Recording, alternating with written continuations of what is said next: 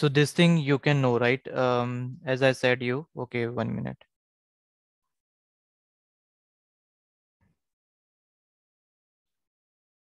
So you understand, right? This one, how we use date and time. Yes. Okay. Ma'am, is it clear to you, right? Exception handling, you know? No, I do not.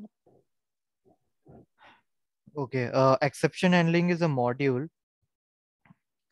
Means why do we use this exception handling? See, in the code means in the whenever we make a project or whenever we work in the industry, we write a long lengthy code. Okay, so it's very difficult to find it out the error and bugs. So in that case, what we do, we write all our code inside this try block. Okay, do you see this try? So we write all our code in this try block, and based on that we write this different exception type here. Okay, there are different kind of exception. You can see zero division error. So there are different kind of exception. I will going to explain you right now. So there are different kind of exceptions are there. So in case, suppose if any error exists, so what they do, they just transfer their means if any error exists, then they will like whatever error is there, they will going to like assign to this exception block, and this exception block will going to handle it, and your code will still run. For example, just try to write the programs where you will get a divide by zero. Okay, let me show you once.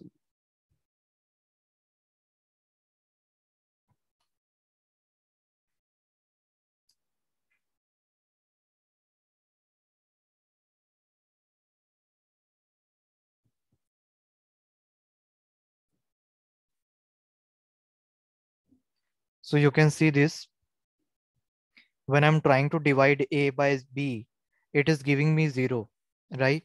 What is an error? Zero division error, because I'm trying to divide a number by zero, which whose value will come infinite, and you can't handle that infinite value. So if you have such means requirement, how you're going to handle it? Okay, in order to handle this, right, we write the code in your try and except block. So this try block, you can see I have written the logic, and this exception block, in this except, I'm telling what kind of error usually will have. Means whatever the error exists on this error will going to be assigned to this exception block, and this exception block will going to run your code. Your code won't interrupt or no error will come. So in the industry or when we do project, we write all our code in the try block, so that while running any application or software, it should not give any error. We write the code in our try and catch block. Catch is a term in Java, but in Python we use try and except. Now you see this code. I am doing the same operation, but I'm writing this logic of division by zero inside this try block, and this exception, which is there are different kind of exception we have that will going to handle it. So this exception I will going to tell you what are the different kind of exception. This will going to handle this zero division error, and it will going to run this code successfully by giving a message can't divide by zero. And there is a one more block called finally. This finally block, why do we use this finally block? We use because this finally block is used to like handle, means this finally block, they will going to handle the error. Okay, means this finally block, in case suppose you have an error that is not comes under any type of exception. There are different kind of exception we have. You can see, let me rub this. Okay, as I said you, arithmetic error. In that arithmetic error you will have a exception type overflow error. Suppose you are trying to uh, enter a value in an array of size 10, 20 value. Will it be able to enter on that array? No, right? Means it is some similar to, you have a bucket size of 10 liter trying to fill the 15 liter. It will get overflow. That is one more error. That is error type. Zero division error, as I have told you, like division by zero. Floating point error, when you do not handle float value. Index error, when you have a wrong index. Key error, assertion error. So there are different kind of error we have. Are you getting what I'm trying to say? Yes. So in this exception handling, what we do, we write a programs with try and except block. Our starting will be like this. You write the code. Sorry, you write a code inside this. You can see for I in ABC, and I'm trying to do the power to the power of this element. So you know that you this is a like a character. Okay, these are the character element, and they are trying to print the like a power of this. It will obviously error will come. So when you when you run this program without this, let me comment it.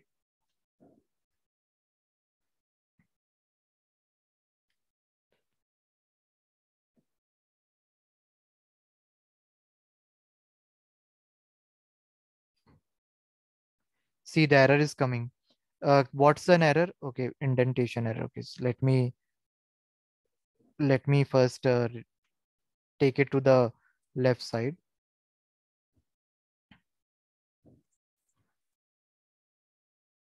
See, the still error is coming. You can see the unsupported operand. This power function cannot support it with character, right? But same thing, if you write it in a try and accept block, suppose this is your requirement, it will run successfully with the message that an error occur after running code, but this code will run. So what's the problem here? Sorry.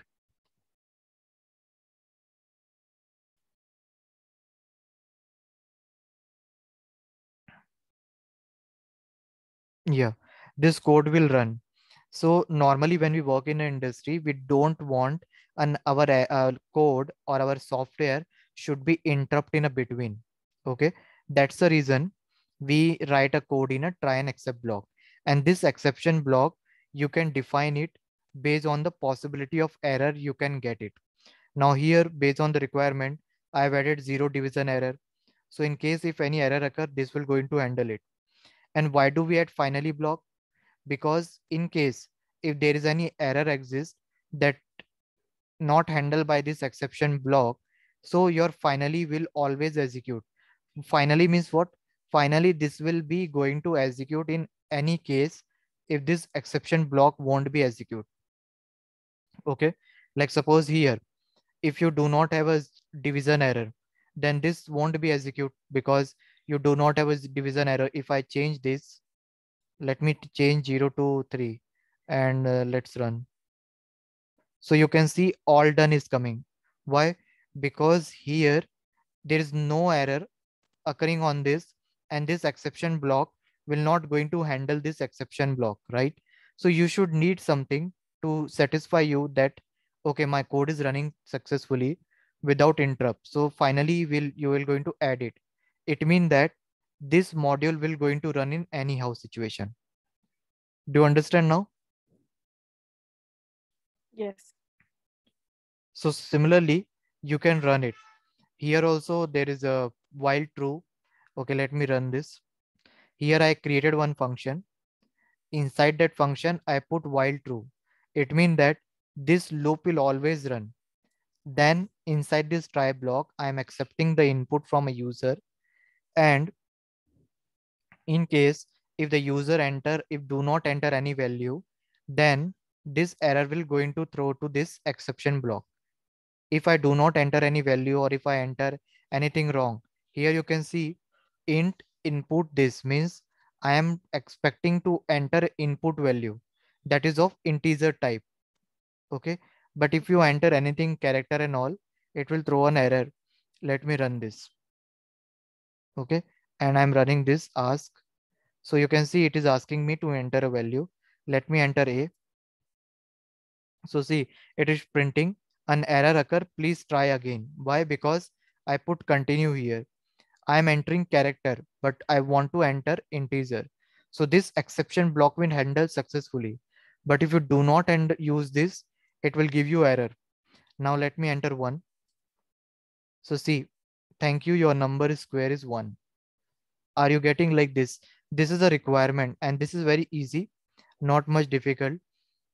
That's the reason we used exception block in the company, so that, or in a project, so that your code can be run successfully. You won't get any error. Okay. So this is one more thing. Next thing is your multi-threading. Are you do you understand, right? Exception handling, or is it looking Yeah. complex to you? No, it's not complicated. Yeah. So ma'am, when I will going to share with you, because Tejas is already aware about it, so he can do it. But like in case suppose you stuck, just run this program and see this example from the Python org. Like simple example is given here. You just need to copy it and paste it on a Colab and see how they are working. It's very easy. But if you still feel difficulty, let me know. I can conduct one more extra session and I will clear you on some weekend. Now here, suppose you wanted to check multi-threading is one concept. Are you aware, Tejas, multi-threading? No. Okay. What do you mean by this multi-threading? Let me explain you. Let me save this first.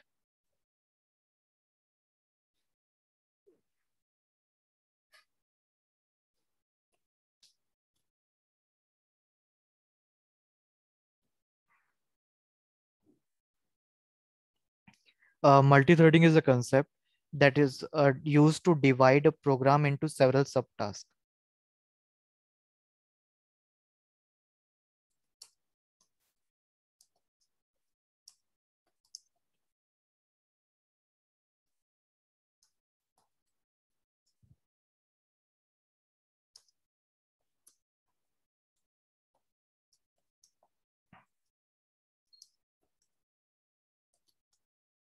So it is helpful in parallel processing. It is helpful in parallel processing of your task. Now let me give If you one task is divided in many threads, it will run simultaneously. Yeah, correct. In Java, have you done this multi-threading? I haven't done that much in Java. Python? No, not even like threading. I don't know about what is that. Okay, it's similar to a single unit of program. Means what is the difference between this thread and all? See, for example, let me tell you. Your task is to give exam tomorrow. Suppose you have an exam tomorrow. Your task is to give exam tomorrow.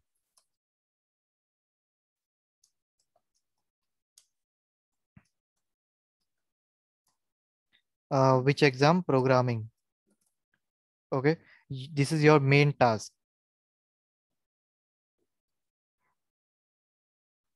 This is your main task. You can say it. Program. Normally in the computer science, we say it process. Okay, one complete process or task. In to give an exam, what are the subtasks you do? Preparation, practicing, code. Okay, third thing, you wake up early in the morning for going to the school. Okay, next thing what you do, you reach to school, reach to exam center, means exam room, or you can once you occupy seat, right? Uh, receive answer sheet,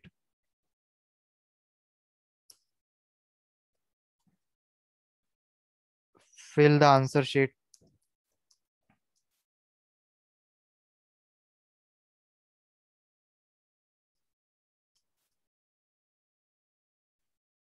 Then you will going to receive question paper.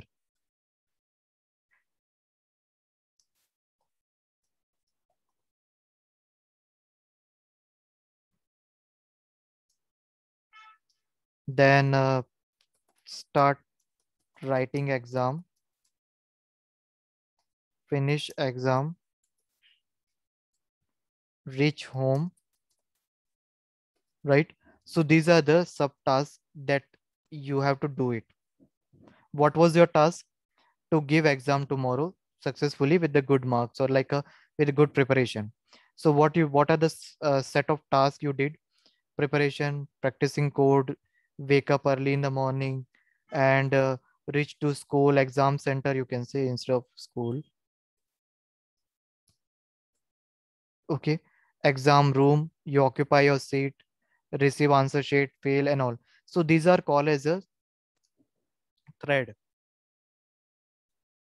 or you can say subtask. In order to do complete task, in order to do this task, you have done thread subtask. And what is the reason of this? That why we are doing this thread, or why we are running subtask?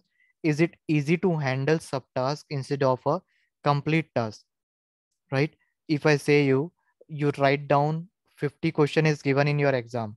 Okay, suppose like normally 30 question is asked in CBSE, as per I remember. 30 question they usually ask, like for any subjects, but right now might be the syllabus change.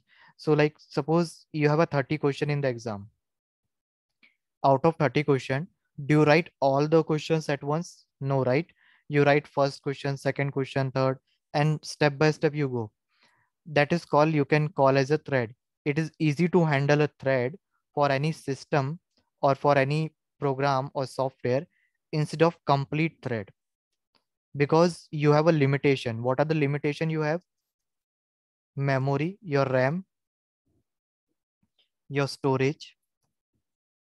Suppose if I say you, Tejas, suppose if I say you, um, in 2 GB RAM memory, you run a PUBG game on your system.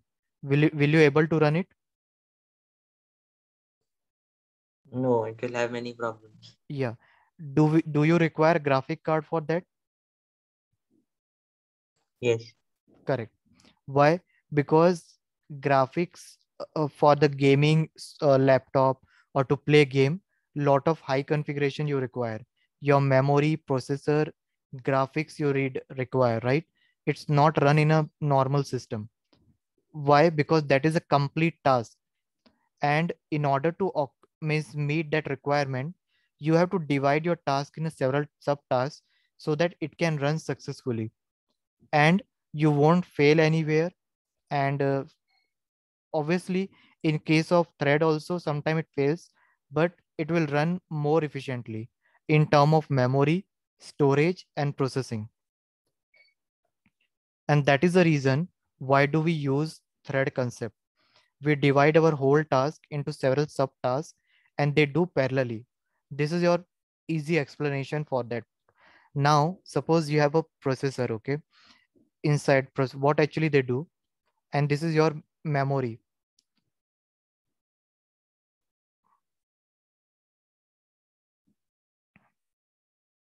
And this is your storage, that is our hard disk.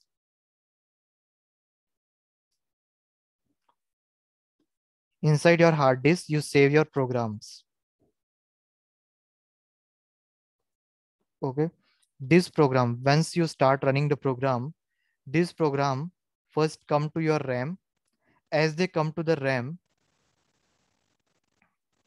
okay, this program first come to the RAM, then your processor will start working on it.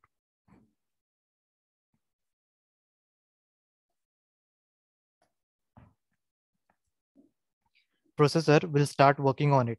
They will going to divide your task, this one, to prepare for exam into several subtasks. For example,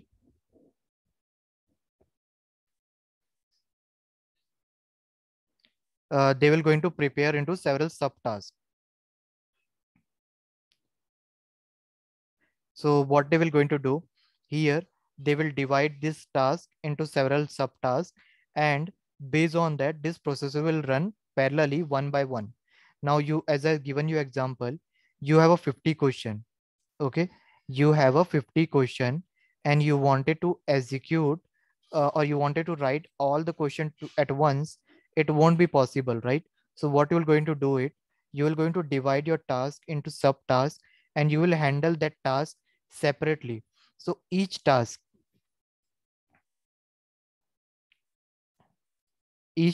will occupy a separate space inside the memory, and separate processing also, means occupy several processing. So suppose if while running your task tomorrow exam, you require 2 GB of space, okay, in a memory. For running preparation, it will occupy in a MB of that space, right? So which one will execute much faster? Obviously your thread, right? That is why it is called as a single unit of program task, a lightweight process. Thread is called as a lightweight process, and it is more efficient in term of a memory or in term of a processing to execute each task. Now you understand why do we parallelly execute a task, or what is a thread? Ma'am, are you clear with this? Yes, it's clear. I think you might be already aware. Maybe. So this I'm RAM, half asleep, so I'm sorry. okay, Go on. yeah.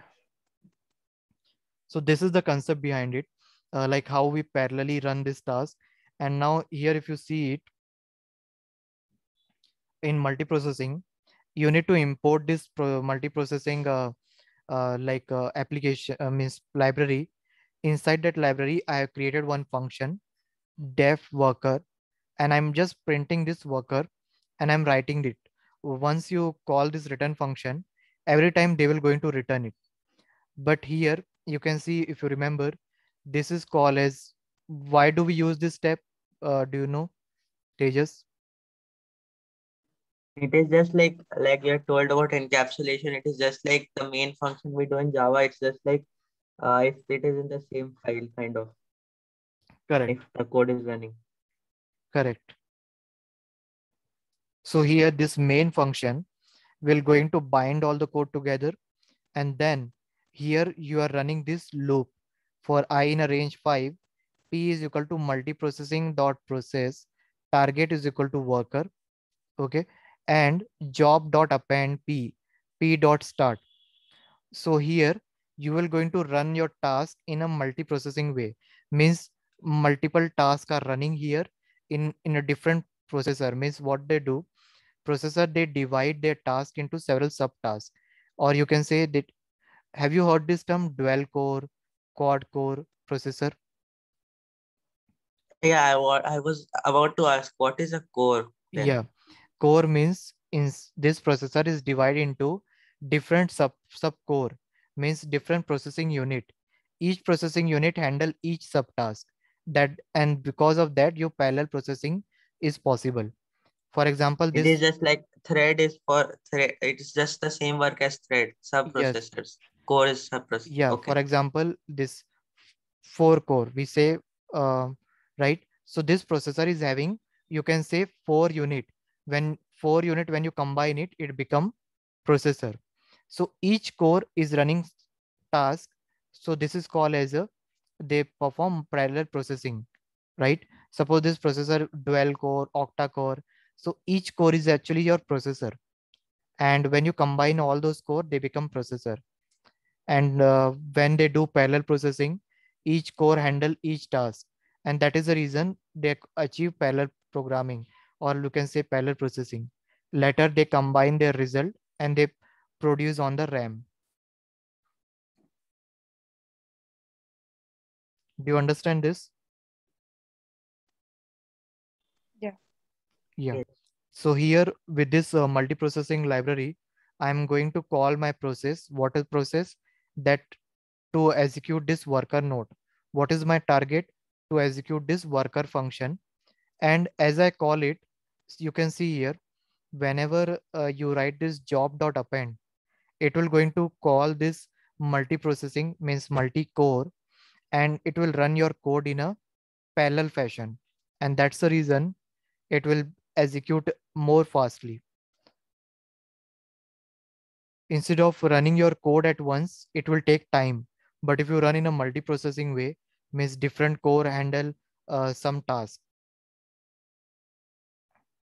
Here it means that, like for example, I'm taking your class, okay? Zoom I'm running, right? So one core is handling Zoom, another core is handling my voice so that it can reach to you, another code is handling this paint screen, another code is like another core like handling like memory in term of all. So this is called, sorry, core we say, okay, this core. So the term like octa core, dual core, right, is stand for this only. Quad core, like this. It means like subunit you can say, or you can say processor. I'm writing CPU with same thing, okay? CPU divided into multiple core, okay? So this is the explanation of for this. And similarly, there is some more program you can run it. You if you see this example, you will easily understand. Okay, I have run in front of you only. Let me change it to 9, and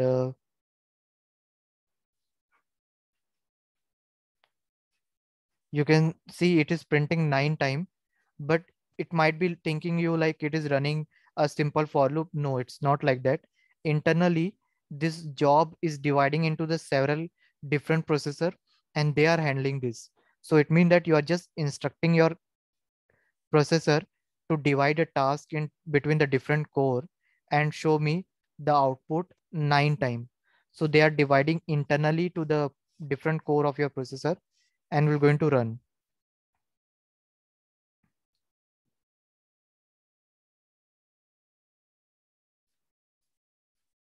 Just give a minute, okay? I just got 1 minute.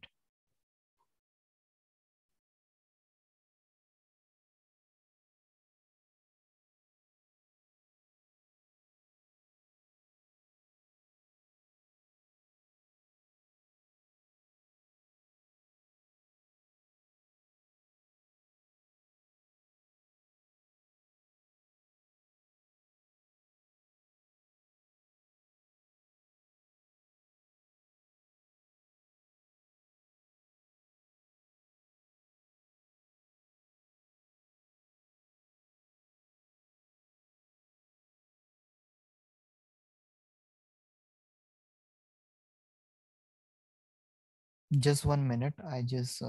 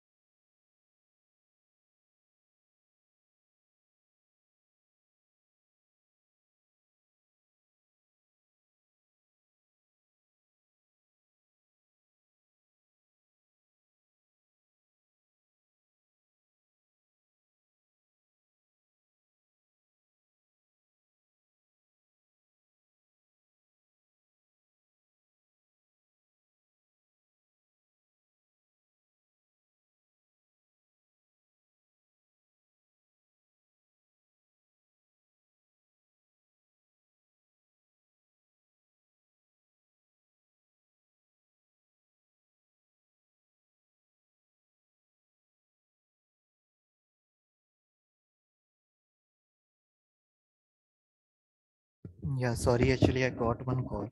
Yeah. So is it clear to you, right? What do you mean by multi-threading, multi-processing? Am I audible? Yes, but can you explain multi-threading once again? Same thing, multi-threading, I told you this one only. Multi-threading means dividing your task into several subtasks. That is your thread. Subtask they call as a thread. Okay, understood. Okay. Understood. And multi-threading means you are handling this multiple thread at once by assigning each thread to the each core of a processor. So suppose you have a 4 core. Now there might be a question, like when a beginner they start on this, they might ask, like, sir, we have only 4 core, but you said like it is dividing into the 10 subtask or 10 thread. How it will handle? Each core will going to handle suppose 2 thread. They will going to parallelly switch and forth between them. Switch and forth means what? Do you know what do you mean by actually multiprocessing? See, actually what they do internally, they execute half of this half. They just apply switch and back and forth, we say. Means they execute half of this instruction, then they will switch to this, they will execute half, then again this they will come to this, complete it, then they will come like this. Do you understand what I said? Okay, let me explain you. I am having some network issues. Can you repeat? Yeah, uh, they in multi-threading they apply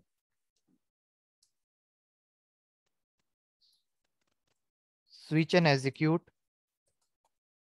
policy. It means that what do you mean by this? They execute. Suppose this is first instruction preparation one. Okay, they execute half of this first thread. Switch to next thread. Okay, then come back to first, execute it completely. Then again switch to next,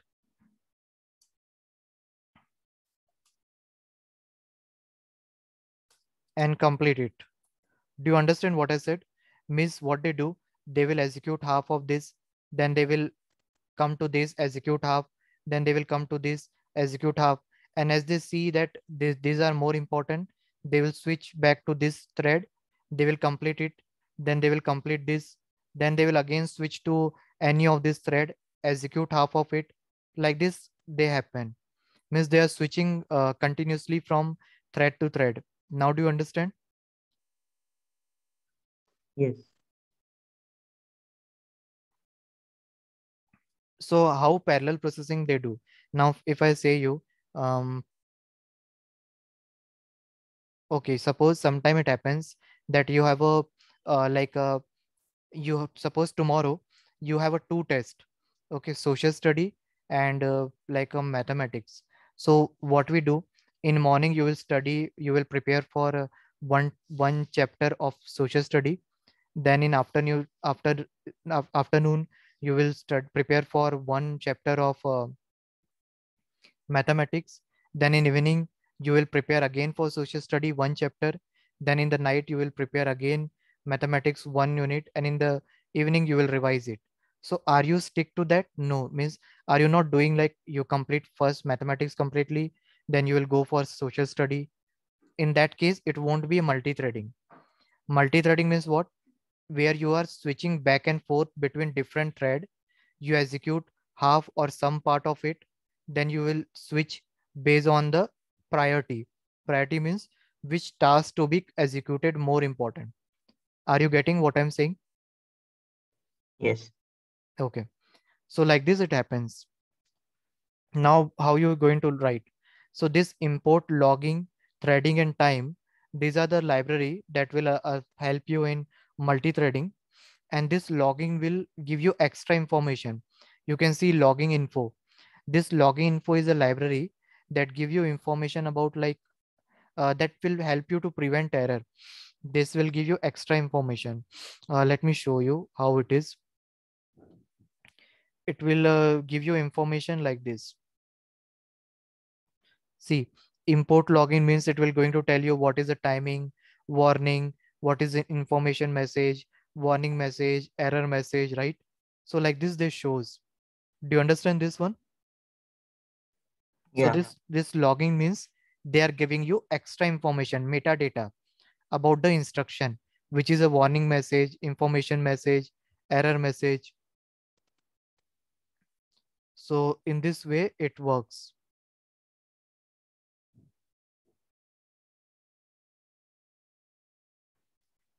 So here, when I run this threading concept, when I run this threading program, here you can see, am I audible, right? Am I audible?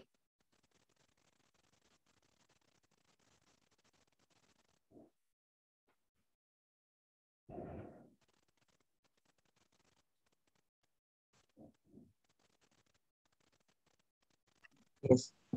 Okay. So I was explaining you 1 minute. Yeah, you can see this program. I have created one function. Inside this function, I have called this logging function that is giving me the logging information. And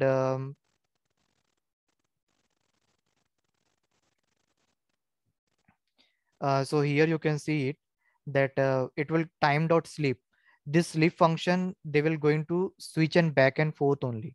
Means when you apply this sleep function on this first instruction, it means that you execute this code, half of the code you execute, and then you make this thread to the sleep state so that you can switch to the another thread. Okay, and make execute that. Then again you will make it sleep so that you can move to this thread and you can run it. Are you getting?